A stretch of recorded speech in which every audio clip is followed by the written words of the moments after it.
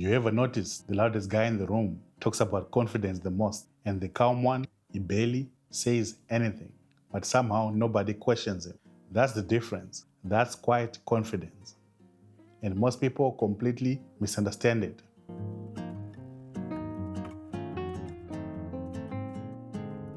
Let me ask you something. When someone pulls back a little in dating, what happens inside you? Be honest. Is it calm? Oh, it is that small voice that goes, okay, what changed? Because most of us don't actually lose people. We panic people away. I used to write long messages. I mean long. Energy would shift slightly, not dramatic, just different. Replies became slower, tone would be a little off, and the enthusiasm lessened. And instead of observing all that, I would react to it with long paragraphs, explaining my tone, clarifying what I meant, making sure she understood I wasn't that type of guy. Looking back, I wasn't texting, I was trying to secure something. And every time I hit send, I didn't feel strong. I felt smaller. That's the part nobody talks about. You tell yourself you're being mature, but your stomach drops after. Because deep down, you know that wasn't stability. That was fear. So, if you need paragraphs to protect your value, you probably don't feel valuable in that moment. And that's no judgment. I've been there. I had a friend who was super loud about confidence, always talking about never chase, stay dominant, never fold. But the second a girl pulled back, he would switch to being sarcastic, cold, and passive aggressive. It wasn't confidence, it was ego reacting. And every time, drama. Because loud confidence reacts, quiet confidence waits. There was one situation that really changed it for me. Same pattern. The energy shifted again. I typed the long message again. 6 paragraphs.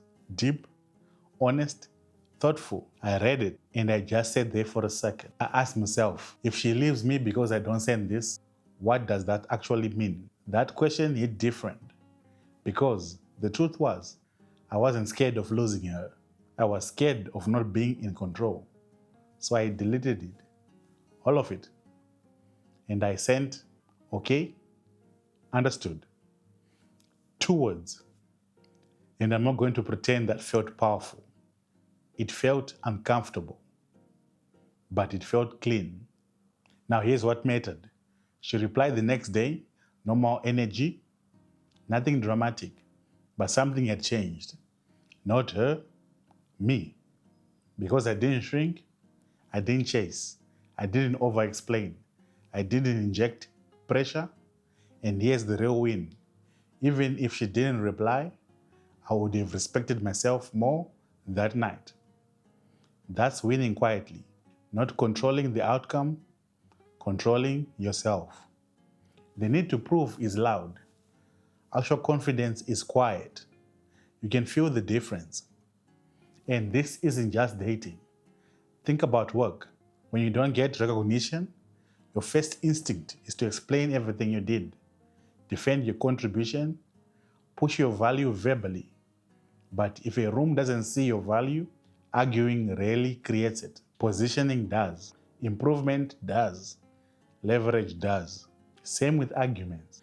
You can win the debate, but you can still lose the respect because you needed to win. Quiet confidence doesn't fight for applause.